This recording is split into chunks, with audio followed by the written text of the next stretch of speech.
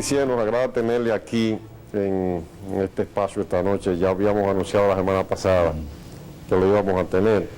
Don Miguel Ángel Vizier fue una de las personas claves en el ajusticiamiento de Trujillo, del tirano Rafael Leónidas Trujillo Molina, el 30 de mayo de 1961.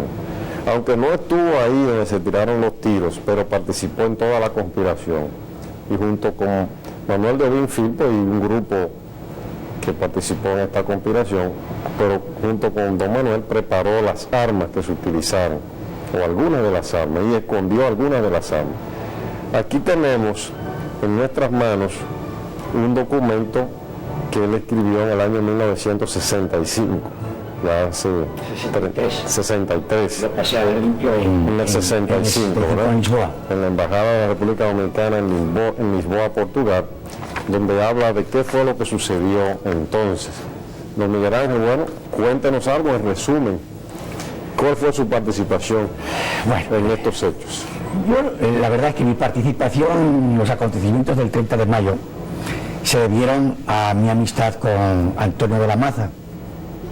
Y Antonio de la Maza lo conocí en el año 1958. Los acontecimientos del ajusticiamiento de Trujillo fueron en el año 1961, quiere decir que me estuvo estudiando durante 3 años para saber quién era yo y cómo yo respondía. O sea, tuvo buen tiempo y parece que me caló bastante bien. Antonio de la Maza lo conocí en la casa de su cuñado, Venancio Alzaga, español, que estaba casado con Margot Michel, que era hermana de la esposa de Antonio de la Maza. Este señor vivía en Restauración y tenía ya unos aserraderos que se llamaban Anacaona. Venía con frecuencia a la capital porque tenía una hija llamada Lourdes de la Maza que estaba estudiando en el Colegio del Apostolado. Entonces, también por aquel entonces estaba construyendo un edificio de 4 plantas en la calle Ángel Perdomo. Y nosotros, que teníamos el taller Los Navarros, le fabricamos a él los pasamanos de escalera, balcones y algunos muebles de hierro. El Ángel Perdomo, que es donde hizo el edificio de 4 plantas Antonio de la Maza. Ese edificio era de Antonio de la Maza. Era de Antonio de la Maza. Está ahí todavía. Está ahí. Y en la parte de arriba, que es todavía de la familia. Es de la familia y vive ahí su viuda. Aida Michel, viuda de la Maza, vive ahí. Y en esa habitación donde ella duerme, en esa habitación dormía también el matrimonio, y ahí es donde estuvimos uno de los días que se salió a esperar a Trujillo, pues estuvimos viendo el manejo de las armas. Y recuerdo que en aquella oportunidad Antonio de la Maza cogió la escopeta recortada que era de Piro Estrella, que en definitiva fue la que se empleó en el ajusticiamiento. Y él quería probar cómo entraban y salían los cartuchos que había preparado precisamente Manuel de Obín. Y se le encasquilló la escopeta. Y Antonio García Vázquez, que estaba en la habitación con nosotros, le dijo: Antonio, ¿por qué no utilizas la otra escopeta mejor que esta? Porque esta se ha encasquillado y puede ocurrir lo mismo. Desgraciadamente el 30 de mayo la escopeta de Ernesto de la Maza no estaba, porque se la había llevado el día 25 de mayo, porque iba a salir de cacería por La Vega. Nada más se llevó una de las dos. Se llevó una sola escopeta recortada, que fue la de Antonio de la Maza, que era de Piro Estrella. Del general Piro Estrella, que era el general José Estrella. Exacto. El padre de César Estrella Zabalá. Correcto.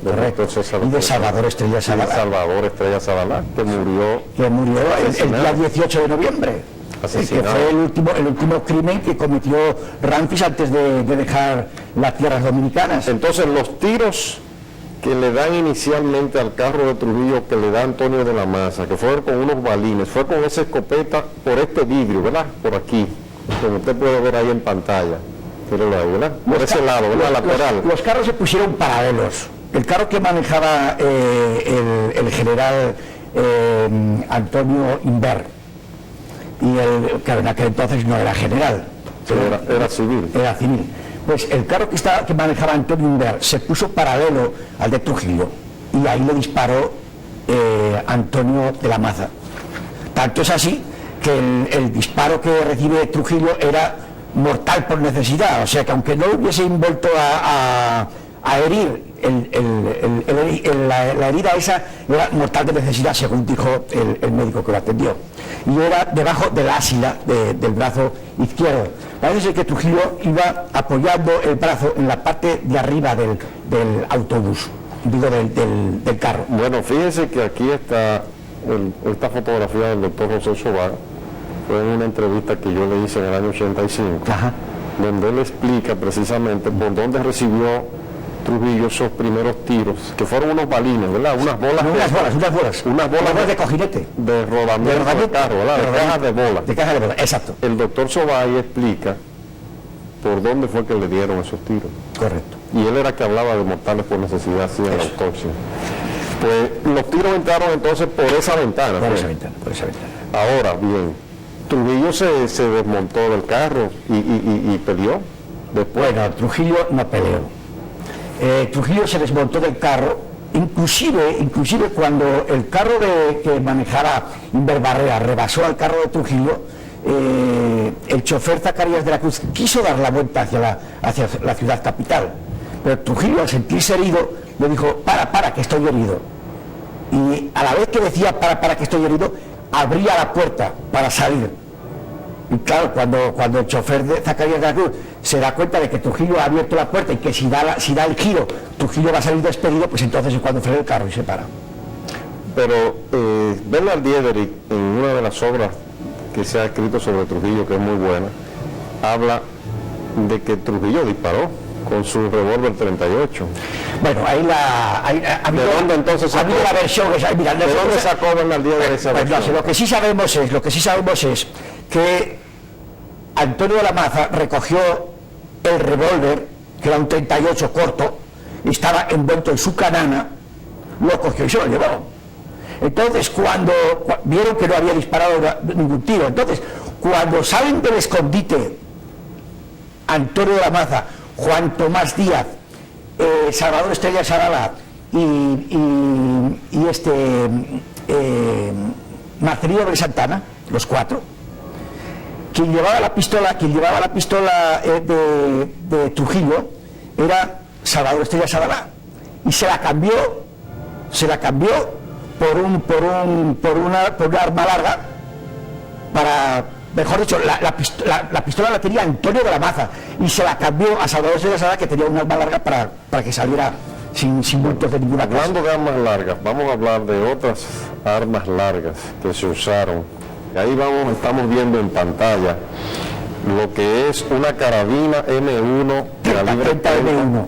¿Perdón? 30 M1. 30 M1, que fue entregada en un arma semiautomática. Esta fue una de las que se utilizó. Yo conseguí un fotógrafo para fotografiarla en el año 1986, cuando fue expuesta en el Museo Nacional de Historia y Geografía. Esta fue una de las 3 carabinas que suministró la Embajada de los Estados Unidos para hacer el atentado contra Trujillo. Bueno, recordarás que no había embajada. Se habían roto las relaciones diplomáticas cuando el atentado contra Rómulo Betancourt en San José de Costa Rica se rompieron las relaciones diplomáticas y comerciales con la República Dominicana. Entonces no era embajada, era un consulado. El embajador inclusive se había ido. Estas armas... Pero el gobierno de los Estados Unidos. Sí, digamos que sí, claro, el gobierno de los Estados Unidos. Eran tres armas que las habían dejado olvidar a los marines que custodiaban la embajada. O sea, no fueron armas que habían sido mandadas única y exclusivamente para justiciar a Trujillo, ni mucho menos. Sino que una de las veces, ¿cómo se llamaba? A ver si me recuerdo el nombre de él. Henry Draper. No, que era Severo Cabral. Ángel Severo Cabral. Pues un día va muy enfadado al consulado americano a decirles a estos señores que no somos muchachos y que ya está bueno de jugar con nosotros. ¿Qué piensan resolver? Que nosotros sin ellos y con ellos nosotros hacíamos lo que estábamos preparando. Entonces, parece ser que esa discusión que tuvo Severo Cabral pues surtió sus efectos, y a los 2 o 3 días pues Ruimpi le entregaba unas armas a Severo Cabral, y Severo Cabral se las entregaba posteriormente a Antonio de la Maza.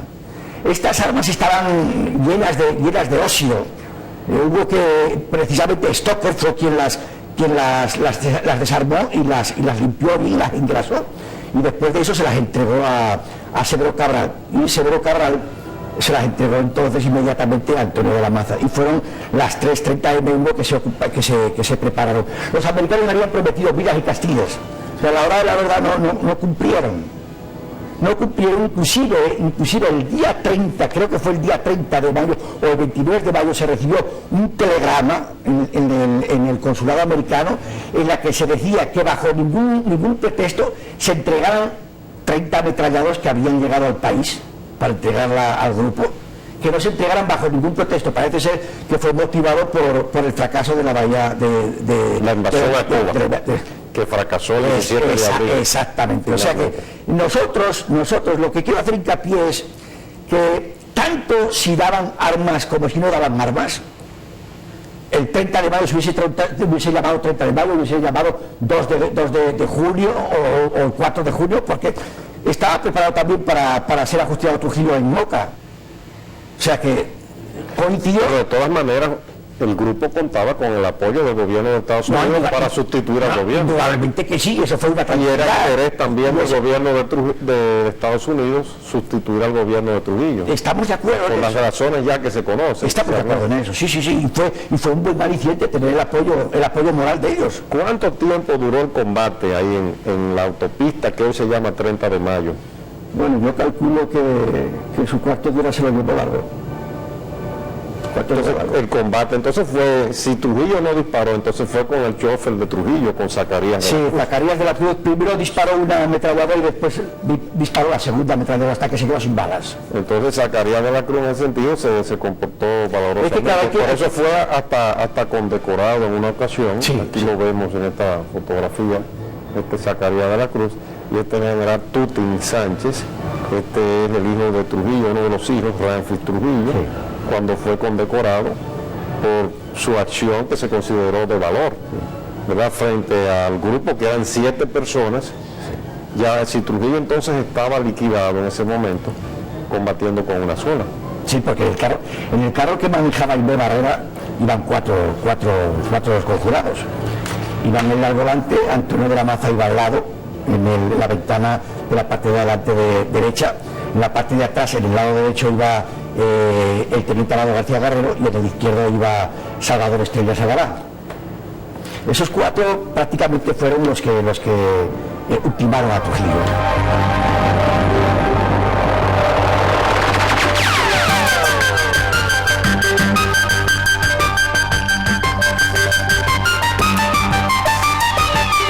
Hablando de varios hechos sobre el 30 de mayo, don Miguel Ángel Visier participó en la conjura que puso fin a la tiranía trujillista el 30 de mayo de 1961 y estuvo preso después de ese día por varios meses, hasta después del 18 de noviembre, mucho más allá, unos días después, 18 de noviembre, que fue la fecha en que fueron asesinados 6 de los participantes en el complot y en la acción de la noche del 30 de mayo, porque era un grupo muy numeroso. Algunos no participaron esa noche, pero estaban metidos en el complot. Don Miguel Ángel, se nos quedaron algunos puntos anoche pendientes, por eso seguimos hoy. Sobre todo me interesa hablar de lo que pasó después de la noche del 30 de mayo de 1961. Aunque antes, yo quisiera, para poder seguir con ese tema, post 30 de mayo, precisar algunas cosas con relación a lo que hablamos anoche. Yo leí los documentos que usted preparó en el año 63, 64, 65, ya cuando los pasó a limpio. Primero sobre el 30 de mayo, que es este primer manuscrito suyo, bueno, pasado ya a la máquina de escribir. Y además mi prisión en Santo Domingo, que narra también todo lo que usted sufrió en la prisión y lo que vio. Me llamó la atención que los últimos 2 meses estuvo en la misma celda junto con Salvador Estrella Zabalán. Correcto. Es decir, usted es un testigo especial, un testigo excepcional, porque conoce prácticamente todo lo que sucedió. Usted dice algunas cosas interesantes. ratifican lo que dijo anoche, pero primero quisiera precisar con relación a ese documento y a lo que usted dijo anoche y al libro de Bernard Diedering, que es uno de los libros más documentados sobre el 30 de mayo, la muerte del dictador. Este libro salió ya hace muchos años atrás, Trujillo, la muerte del dictador. Usted afirma, bueno, ¿qué afirma Diedering? ¿Qué afirma usted? Primero, se dice aquí que Trujillo disparó con el 38. Es que hay una realidad. Usted dice que no. No, pero lo dice en el documento y lo dice personalmente. Trujillo no disparó. No disparó porque cuando recogió Antonio de la Maza el revólver calibre 38 corto, estaba envuelto en la canana y la canana estaba repleta de balas, no le faltaba ninguna. Y al tambor del revólver tampoco le faltaba ninguna. El revólver no había sido disparado. Bien, ese es un dato importante. Entonces Trujillo no disparó. No disparó. Además, esa fue la versión que usted recogió cuando todavía estaban vivos los que participaron en los hechos, salvo de la Maza y Juan Tomás Díaz, que habían muerto el día 4 de junio. Correcto. Pero duraron... Yo estuve con Antonio de la Maza antes de que muriera el 4 de junio. Y dijo también eso. Yo estuve en 2 oportunidades con él. La noche del 30 de mayo. Y él dijo también que Trujillo no había disparado. Bueno, él no me dijo eso específicamente porque no le pregunté ni venía a colación eso. Pero hay otras cosas muy interesantes que sí me dijo Antonio de la Maza. Yo creo que sería, por ejemplo, ¿qué le dijo? Yo creo que sería conveniente comenzar a narrar lo del 30 de mayo. Lo del mismo día 30 de mayo, porque hubo unas tentativas el día 17, el día 24, el día 25 y el día 30. La del 17 se salió inclusive y se le esperó a Trujillo, pero en vez de coger el trayecto que cogía normalmente, él pasó por la cervecería nacional. Y entonces los conjurados estaban esperándole antes del Teatro Agua y Luz, o sea que no lo vieron salir a la carretera de hoy 30 de mayo. El día 24 de mayo salió el grupo también a esperar a Trujillo y resulta que ese día, o mejor dicho, esa noche tenía unas decimitas de fiebre y su médico le aconsejó que no viajara de noche. Entonces él viajó de día, el día 25, pero los conjurados no lo sabían. Le esperaron el día 24 y salieron el día 25 hasta que se enteraron, le dieron la noticia de que había salido el 25 en la mañana. Después ya llega el día 30 de mayo, que no era el día 30 de mayo, el día esperado para que saliera Trujillo, sino el 31. Lo que ocurre es que adelantó la fecha un día. Y por suerte se supo con antelación. Porque a las 5:15 de la tarde del 30 de mayo, Antonio de la Maza personalmente va al taller Los Navarros, que era el taller que yo dirigía, a decirme que preparara el vehículo, que era los móviles, y las armas en el baúl, porque había muchas posibilidades de que Trujillo saliera esa noche. No decía Trujillo, al referirse a Trujillo decía el hombre. Hay muchas posibilidades de que el hombre salga esta noche. Efectivamente, a las 8 de la noche, ese día, como era día 30, no era 31, era martes, y los días que se salía a justiciar a Trujillo eran los miércoles.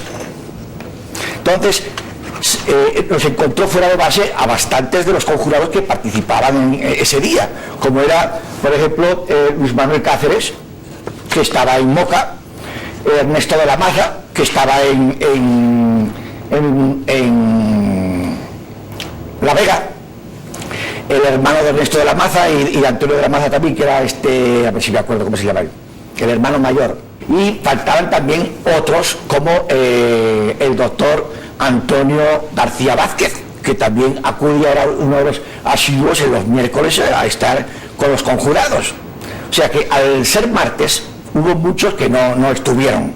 Pero el martes a las 5:15, como dije anteriormente, Antonio de la Maza va al taller Los Navarros y me da la orden de que tenga preparado todo y vaya a su casa alrededor de las 8 de la noche. Inclusive me dice, y cenas allá.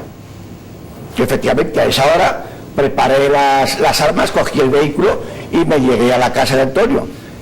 Parqué los móviles en la marquesina y subí arriba, subí al cuarto piso, que era donde él vivía, del edificio que había construido anteriormente y que hicimos mención ayer, que está situado en la Ángel Perdomo número 2.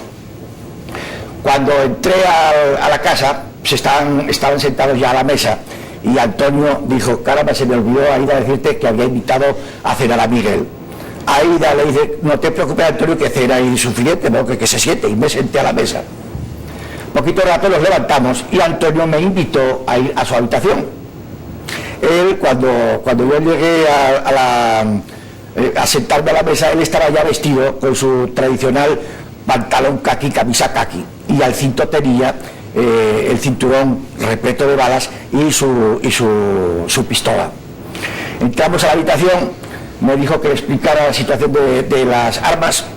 Le dije en qué situación estaba el móvil, que en un saco de yute estaban dos 30 M1, dos Garand 30 M1, y en el otro estaba un Garand 30 M1 y una escopeta recortada. Notarás que digo una escopeta recortada y generalmente eran dos, porque el día 25 de mayo, o sea, días anteriores, se le había llevado Ernesto de la Maza para unas cacerías que iba a salir de cacería por La Vega, y fue a buscarla Gumarra con Tunti Cáceres. Ahí usted ve en pantalla esa el misma, M1, esa fue la M1. Esa misma es. Esa fue de las que suministró el gobierno de Estados Unidos, ¿verdad? Esa es de las tres que quedaron en la embajada americana, olvidadas cuando los marines se retiraron de la misión. Ahora, fíjese que usted sí coincide, a propósito de armas, excúseme la interrupción, usted sí coincide con Bernard Diedering en el sentido de que se usó el M1 en la operación, que se disparó con él. Ahora, hay una diferencia entre el libro del Bernard Diedering y el suyo, y su declaración escrita, y es que usted dice que la escopeta se encasquilló y que nada más se usó una vez. Correcto. Cuando se le disparó de vehículo a vehículo en la autopista. Correcto. Es decir, que a Trujillo en el combate o en el ataque, a él y a Zacarías, al chofer de Trujillo, nunca se le disparó con la escopeta ya cuando estaban... Se le disparó con los 30 sino que M1. Antonio de la Maza, con lo que dispara, es con este M1. Exacto. Bueno, ese es el cadáver de Antonio de la Maza, quien murió acribillado el 4 de junio de 1961. Él estuvo junto con Juan Tomás Díaz, ¿verdad?, también recluido en la casa del doctor Robert Rica. Ahora, hasta ese mismo día fue realmente. Hasta el día 4 estuvo en compañía también del doctor Marcelino de Santana, que fue precisamente a través de él que se ocultaron en la casa de Rick Cabral, del doctor, porque eran colegas y eran bastante amigos. ¿Qué hay de cierto en la versión de que Juan Tomás Díaz y Antonio de la Maza, los dos, salieron de la casa y que fueron a varios lugares de la ciudad, que inclusive fueron al famoso restaurante que todavía creo que está abierto ahí en la San Martín? Sí, en Londres. San Martín, casi que Máximo exacto, Gómez, a exacto. Londres, y A que Londres, comieron a ahí, Londres. a pesar de que estaban siendo perseguidos. Comieron un bocadillo y tomaron, creo que una cerveza o un refresco. Y también existe una versión de que cuando ellos salieron alguien los delató y avisó que ellos andaban por ahí. Sí. Alguien que fue inclusive a donde ellos fueron a pedir algo, algún refugio, algo por el estilo. Eso fue cuando ellos llegaron a la casa de Generoso, creo que se llama Generoso, que era bueno, todavía vive él, y es un señor que era muy amigo de Antonio de la Maza, y inclusive creo que le había hecho trabajos, porque él era o es auditor, creo que es auditor, él, no estoy muy seguro. Y al salir de esa casa es que los vecinos, al reconocerle, gritaron. Y dijeron, esos son los que mataron a Trujillo, que son precisamente los que aparecen en la foto. Hay otra foto del Caribe, vamos a verla, diferente a la que presentamos al principio, donde ya aparecen más, incluyendo a de la Maza, que es esta. Aquí está Juan Tomás Díaz, ese es Antonio de la Maza, ese es Luis Amía Matillón, ese es Antonio del Barrera, Luis Manuel Cáceres Tunti, Salvador Estrella Sadalá y César Estrella Sadalá, el que fue presidente de la Junta, que ahora es candidato presidencial. Salvador fue asesinado Luis Cáceres Tunti Cáceres fue asesinado. Estos dos fueron asesinados el día 18 de noviembre. Correcto. Antonio Imbel está vivo, Luis Amiya Matío falleció ya de dolencias naturales, digamos, hace ya muchos años, en los años 80 por ahí, y Juan Tomás Díaz y Antonio de la Maza murieron peleando.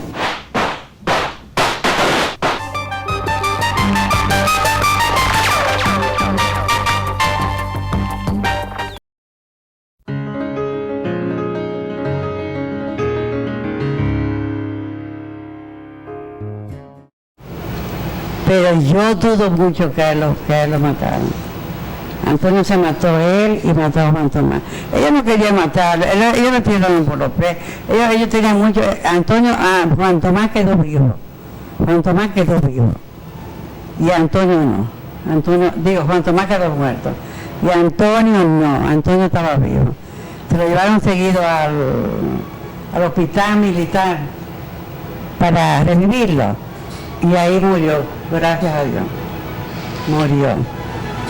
O sea, ¿usted cree que en ese lugar ahí hubo un combate y al final Antonio de la Maza mató a Juan Tomás y se suicidó? Y se suicidó él. Para que no lo cogieran vivos. Pero es que ellos no tenían interés de cogerlo, de matarlo, tenían interés de cogerlo vivo. ¿No le parece? Ese carro que aparece ahí, José Joaquín Salomón, ¿ustedes recuerdan ese automóvil? Eso fue, parece que al otro día del hecho. Esa es una foto que aparentemente no ha salido en los periódicos, una de tantas fotos. Al día siguiente. Al día siguiente, ¿verdad? No sé. Yo andaba en un carro público, yo creo. En un carro público me dicen. Bueno, doña Ida, muchas gracias. Sabemos que para usted es un esfuerzo muy grande venir al programa, hablar de estos temas. Se lo agradecemos infinitamente, pero sobre todo se lo agradece el pueblo dominicano. Este testimonio, sabemos de su sufrimiento, pero su sufrimiento, el de tantas mujeres y tantos seres humanos dominicanos, no ha sido en vano. Porque a pesar de todo, el pueblo dominicano disfruta de condiciones de vida mejores. Hay mucho que hacer todavía. La democracia que tenemos es muy frágil, pero por eso luchó su esposo.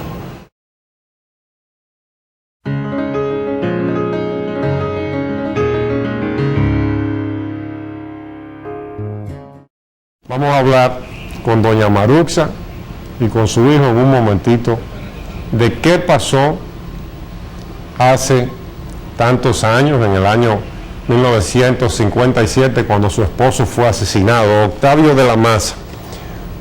Octavio, el hermano de Antonio de la Maza, un hombre de familia, un hombre que quiso entrañablemente a sus hijos. Aquí lo vemos con la niña, en foto de la época, y lo ven con uniforme militar porque era un militar pundonoroso, ejemplar de las Fuerzas Armadas Dominicanas. Entró en el Ejército del Aire en los años 40 y en los años 50 ya era piloto de la aviación militar dominicana. Por la muerte de ese señor que ustedes ven ahí en la pantalla, se decidió la suerte de Rafael Leonidas Trujillo Molina la noche del 30 de mayo de 1961, porque por la muerte de su hermano, de Octavio, que está ahí, por la muerte de él, Antonio de la Maza puso todas sus energías para la eliminación de Trujillo, para justiciarlo, porque no había tribunal que lo juzgara por sus crímenes. Y solamente de esa manera podía librarse el país de esa figura física que era Trujillo, con la decisión de un hombre y del grupo de personas que le acompañaron. Vamos a hablar de Octavio de la Maza, de qué pasó, qué originó lo de Octavio de la Maza y de esta lamentable fiesta del chivo, que lo que hace es denigrar la memoria de los dominicanos que se jugaron su vida.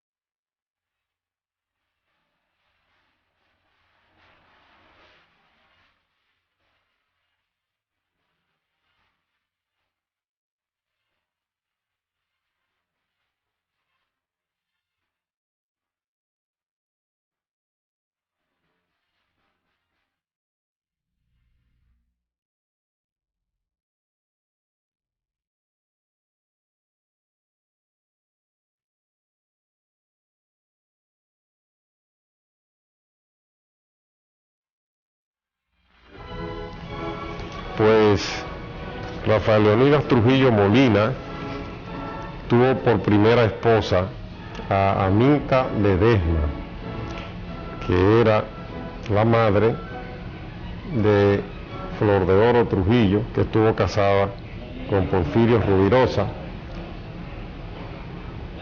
Aquí está Aminta Ledesma, esa fue la primera esposa de Trujillo, era una campesina de San Cristóbal, y a su lado la hija Flor de Oro Trujillo. Ese matrimonio se deshizo y entonces Trujillo luego casó con Bienvenida Ricardo. Bienvenida Ricardo está aquí al lado de Trujillo en el año 1934.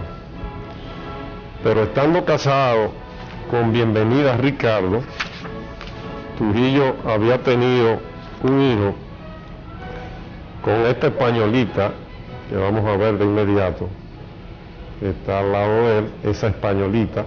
Ven, miren a Trujillo con sombrero, y al lado esa españolita bien vestida. Fíjense qué atractiva era para la época.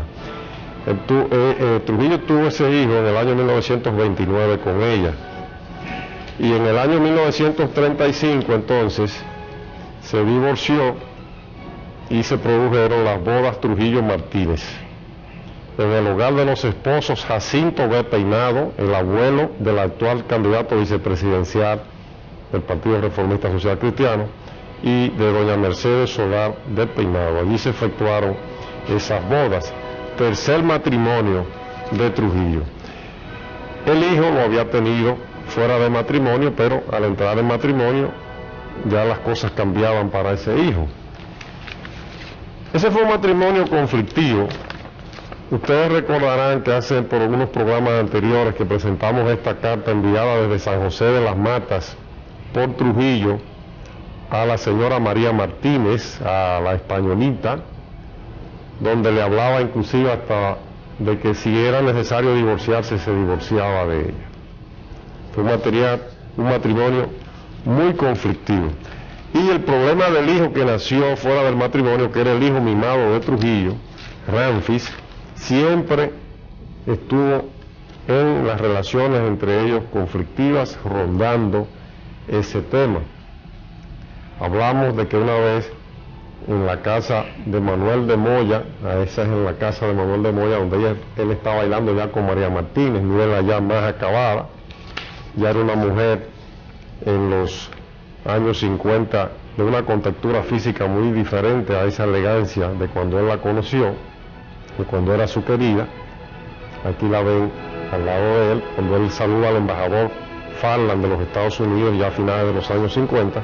En la casa de Manuel de Moya, en una ocasión, Trujillo le llegó a decir a la señora María Martínez, medio tragueado, en medio de una conversación, medio discusión, medio conversación, en forma de sorna: tú sabes que ese muchacho no es hijo mío.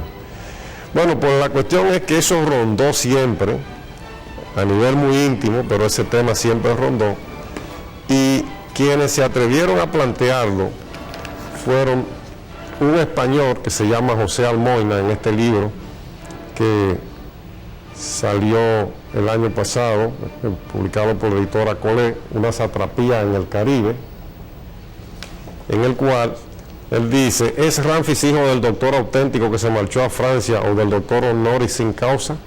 Queremos expresar una duda, que la Martínez Alba, es decir, María Martínez, comunicaba una íntima suya, la de si Ramfis será o no hijo del doctor del Trueque o del mulato Rafael Leonidas. Y después, porque este libro fue publicado originalmente en el 49 y Almoina pagó con su vida 11 años después, en el 1960, esa publicación.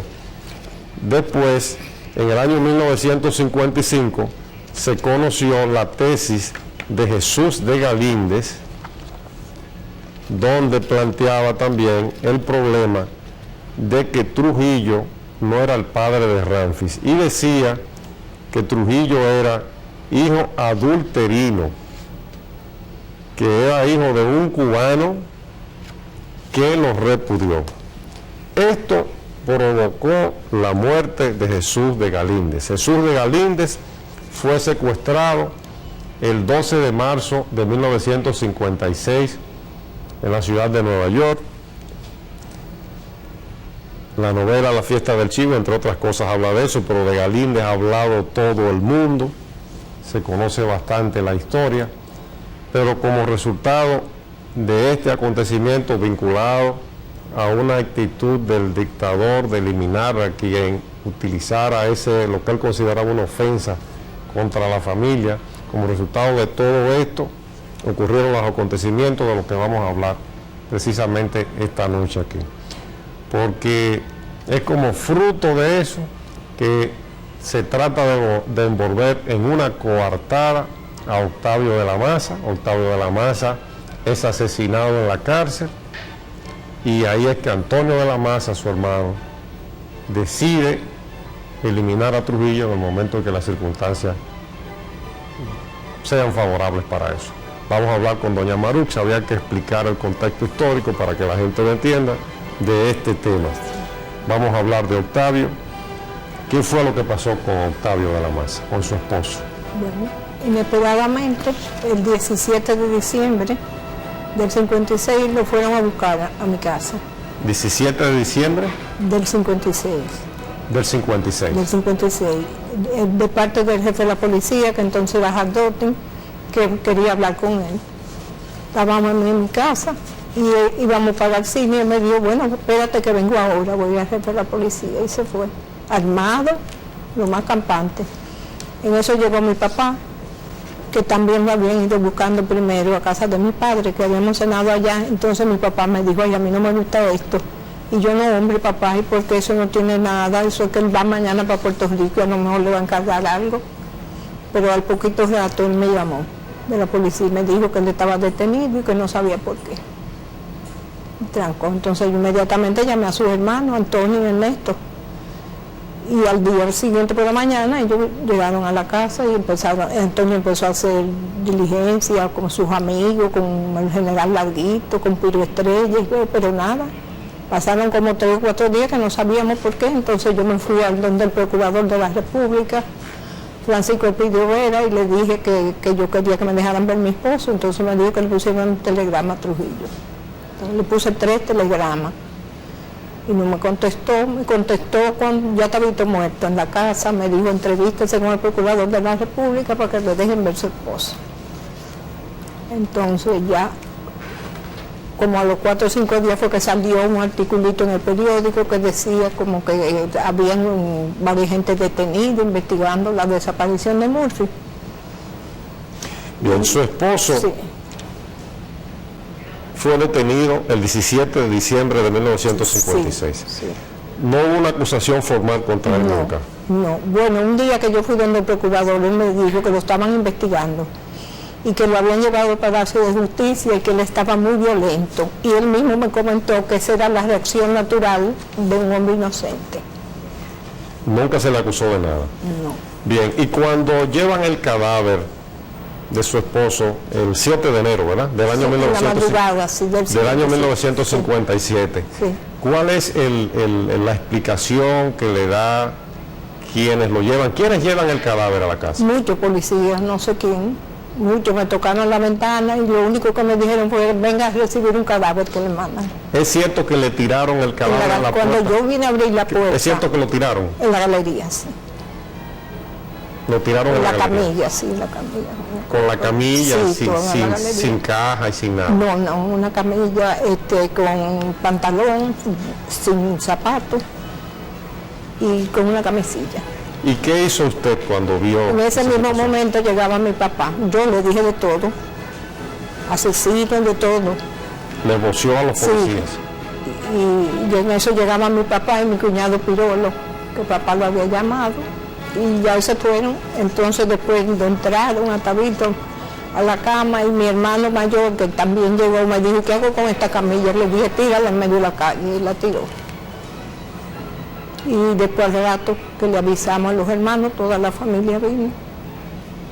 Bien, entonces después de eso hubo que preparar, Nos fuimos a Moca a llevar el cadáver. hubo que preparar a Tabito. ¿Quiénes participaron? ¿Participó Antonio de la Maza? su Antonio, hermano? Ernesto y yo. Antonio, Ernesto, mi papá y yo. Que los tres murieron también, ¿verdad? Sí, los cuatro. Fueron asesinados Sí, todos. sí, todos. Pero también los otros tres. Ah, sí. Entonces yo nos fuimos a Moca. ¿Cuál fue la reacción de Antonio de la Maza en ese momento? Bueno, yo lo vi como que se le trancó la mandíbula así, pero no habló, ¿no? ¿Es verdad que Antonio de la Maza, frente al cadáver de su hermano Octavio, juró matar a Trujillo? No, delante de mí no. En ese momento no. En ese momento no. Bien. Como te dije antes, cuando estábamos, que él estaba preso, que yo le dije un día que creía que lo iban a matar. Eso antes de que lo mataran. Sí, como 4 o 5 presos que no sabíamos por qué. Digo, yo le dije a Antonio, tengo el presentimiento que Octavito lo van a matar y van a decir que se suicidó. Y él me dijo, no, tú estás loca, no digas eso, que Trujillo sabe que si hace eso lo mata. Porque es la única vez que hablamos así, que él habló así conmigo. Bien. ¿Por qué entendía Antonio que lo iban a matar? A Tabito. A Tabito. No, yo fui que le dije. usted que era Yo que fui que entendía. me dio ese presentimiento al ver que ni lo podía ver, ni que nadie sabía nada. Digo, bueno. Como que no me lo imaginaba llegar a la casa. Como que a un hombre como él no lo iban a desconsiderar así. De tenerlo preso, incomunicado y un día soltarlo. Yo he leído que Tabito tenía, Octavio, 6 pies de altura y que en la cárcel donde estaba la ducha nada más tenía 5 pies y Sí, medio. Y sin eso embargo sí, dijeron que yo- se ahorcó. sí, que se ahorcó. Es decir, que fue que lo ahorcaron. Pero él tenía como sogas en los brazos y en las pies. En las Y manos. un golpe en el costado izquierdo, aquí. Un golpe muy raro. Y aquí. Y yo siempre dije que él tenía 3 pinchazos como de inyección intravenosa en el brazo. También. Y yo no noté eso. ¿A quién atribuye usted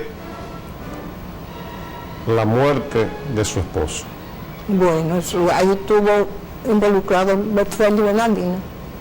Siempre lo pensé y lo dije. Que cuando salió Amancio Hernández, el general retirado Amancio Hernández, que dijo cómo fue que se jugó la vida de él. Toda la familia me dijo, te saliste con la tuya.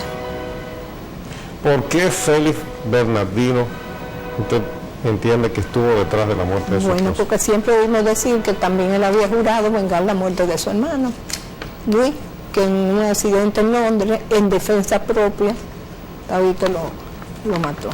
Si usted se refiere a lo que cuentan algunos libros de historia de aquel incidente que tuvo Octavio con Luis Bernardino, Sí, sí, eso fue en el año 1954. 54. ¿Qué fue lo que pasó en esa ocasión?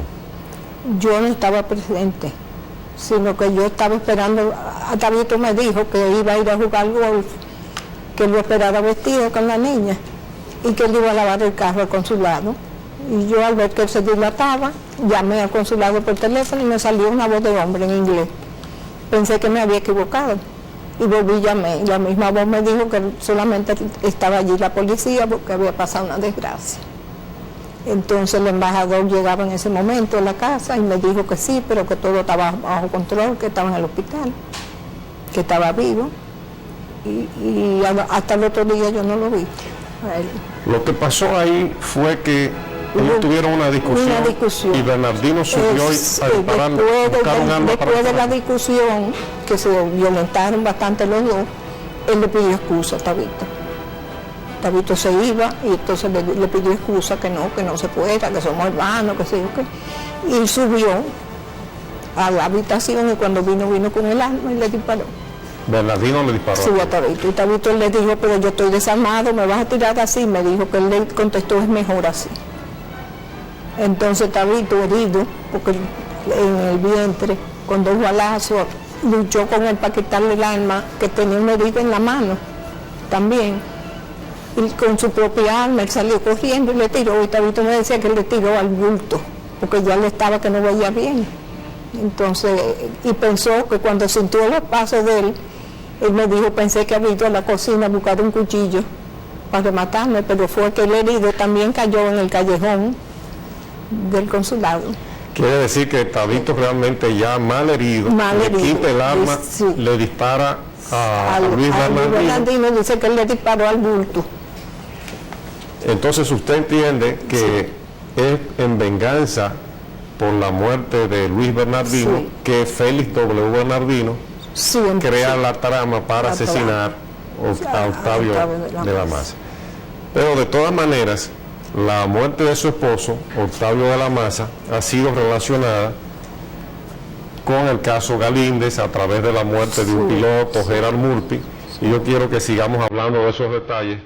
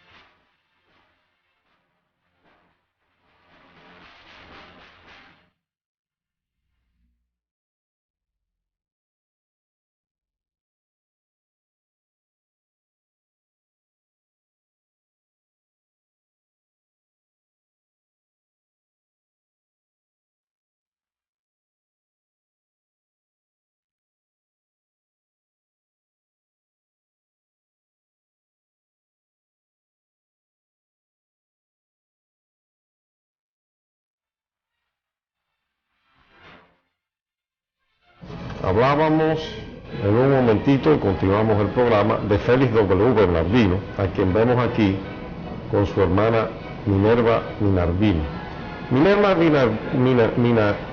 Félix W. Bernardino y Minerva. Minerva fue la persona, según se dice, que le envió un informe a Trujillo sobre la tesis del español Jesús de Galíndez, La era de Trujillo, en la cual, además de un análisis del régimen, se decía que Ramfis Trujillo era hijo adulterino de Trujillo. Ramfis Trujillo fue el hijo que Trujillo más mimó y que más quería y que trató de convertirlo realmente en un personaje, pero Ramfis Trujillo nunca adoptó una disciplina.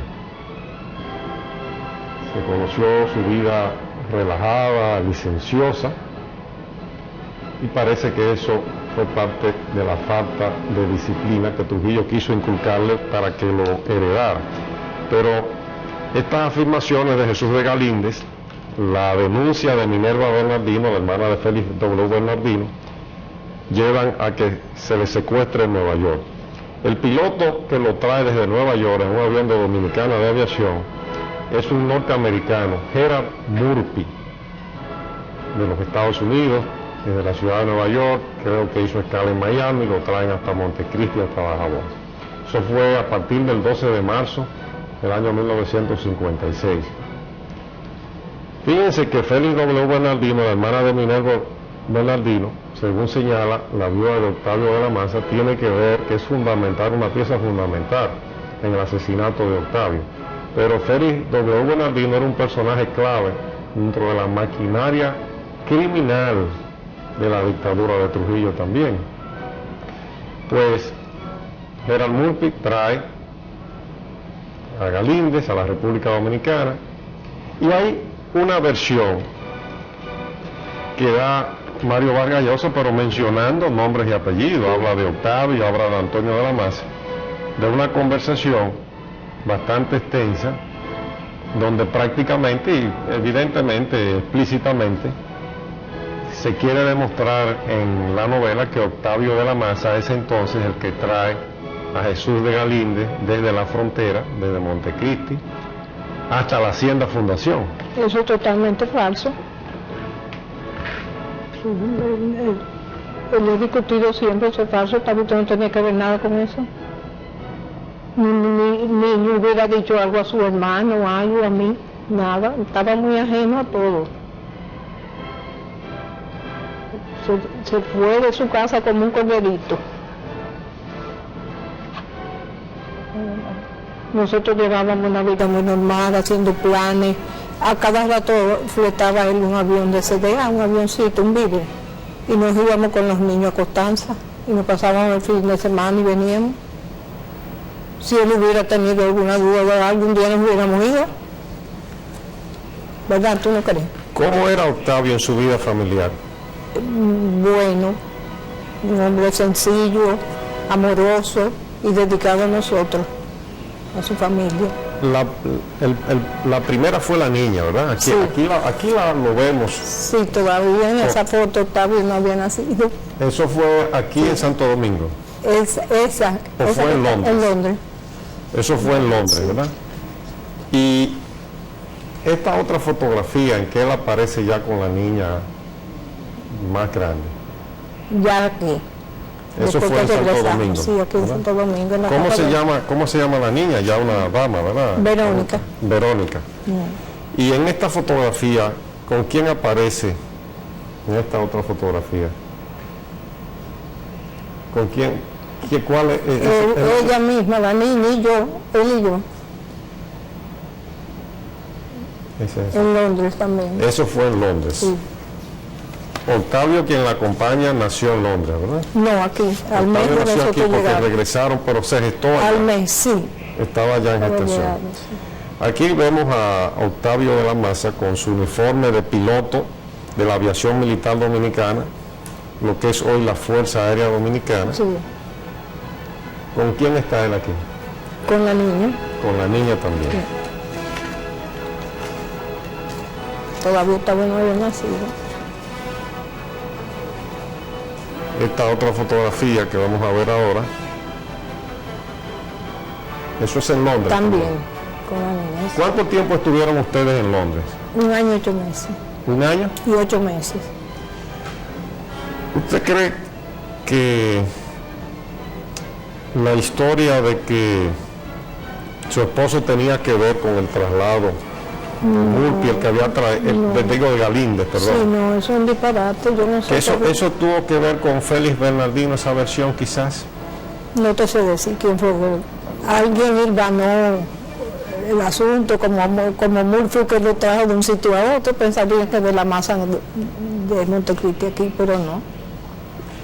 En el libro La Palabra Encadenada y en Memorias del Cortesano del área de Trujillo, el presidente Balaguer se refiere a como una coartada que se inventaron, ¿verdad?, los criminales trujillistas, y acudieron a la embajada americana. Aquí estamos viendo al embajador de entonces, William Piffer, junto con doña María Martínez, la esposa de Trujillo, y ese era el embajador, ese fue el embajador que le pidió a la policía que su esposo fuera detenido e interrogado. Ah, fíjate. Sí, porque ya había pasado en la CDA lo que yo te conté en el programa de Cornelia, que Amancio Hernández, que es general retirado hoy, pero era el copiloto con Tabito, y volaban juntos, que llegó en CDA, dijeron que buscara 3 de los pilotos más guapos.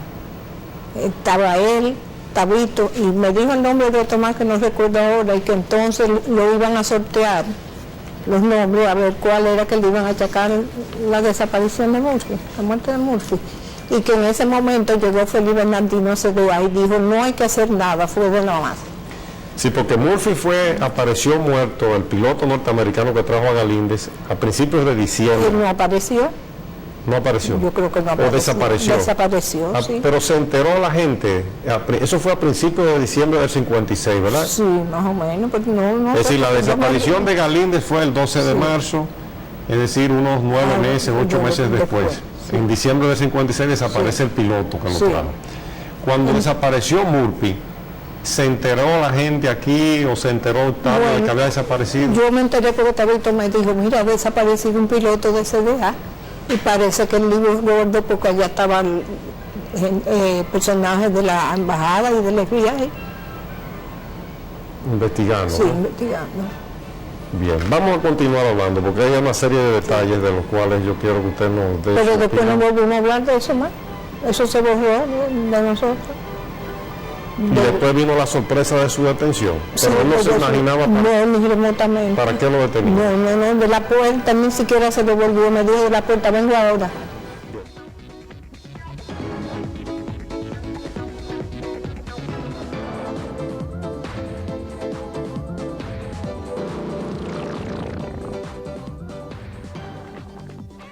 A la izquierda, con un sombrero, está Félix W. Bernardino. ¿Quién estuvo detrás del asesinato de Octavio de la Maza? Según la narración de nuestra invitada de esta noche. Octavio de la Maza fue un militar de carrera del Ejército Nacional, del Ejército del Aire. Vamos a verlo ahora en una de sus imágenes iniciales cuando comenzaba su carrera militar en los años 40. El Ejército del Aire era lo que entonces después pasó a ser la aviación militar dominicana y hoy es la Fuerza Aérea Dominicana. Después salió de la Fuerza Aérea y era piloto civil de la Compañía Dominicana de Aviación, de la línea Bandera Nacional.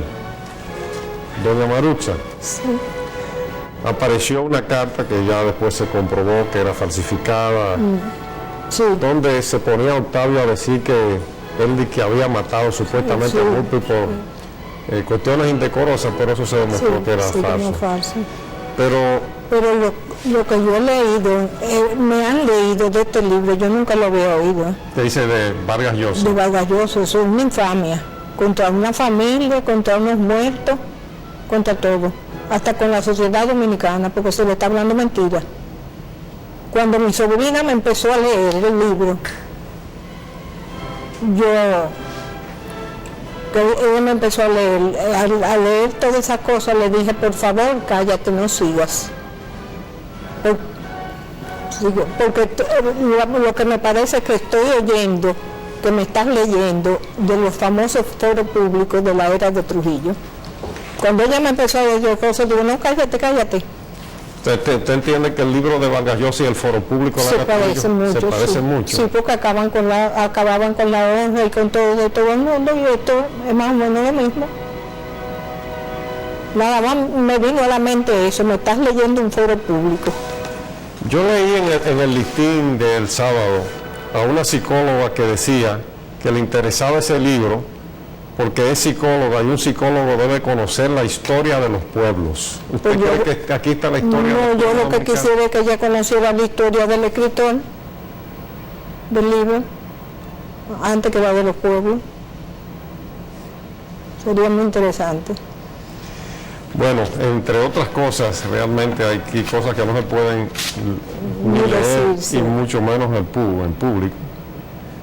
Dice Miguel Ángel Báez Díaz y le atribuye a Salvador Estrella Sadalá, porque usa nombres y apellidos. Todo no. Es uno de los que están lamiéndole él a Trujillo, pero después ponen a Salvador Estrella Sadalá diciendo todos somos uno, lámele a Trujillo. Ay, qué barbaridad es. Y después, naturalmente, cuando empieza a hablar de Octavio y de Antonio, pone a Octavio como cómplice en la llevada de Galíndez, emborrachado, No.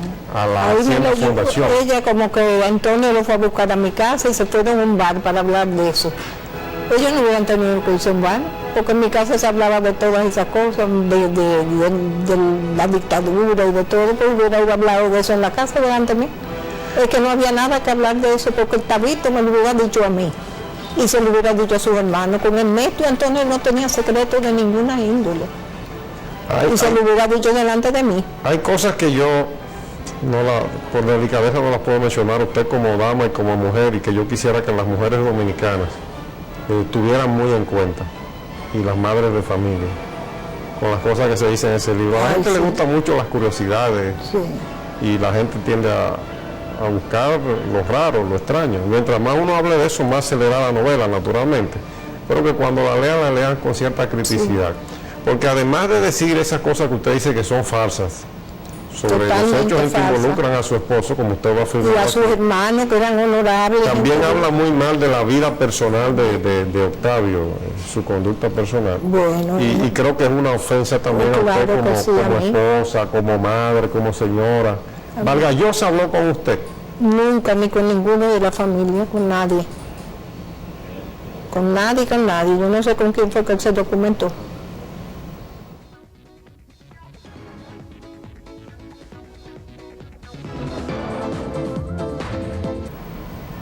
Doña Marucha, ¿cómo era su esposo Octavio como esposo, como compañero? ¿Cuál era su conducta? Bueno, maravilloso, el amor de mi vida. Con sus hijos, nosotros éramos todo para él. Todas sus ilusiones, todas sus esperanzas estaban puestas en ellos. Le damos las gracias por haber estado aquí, porque las imágenes que hemos visto y sus palabras son muy alentadoras.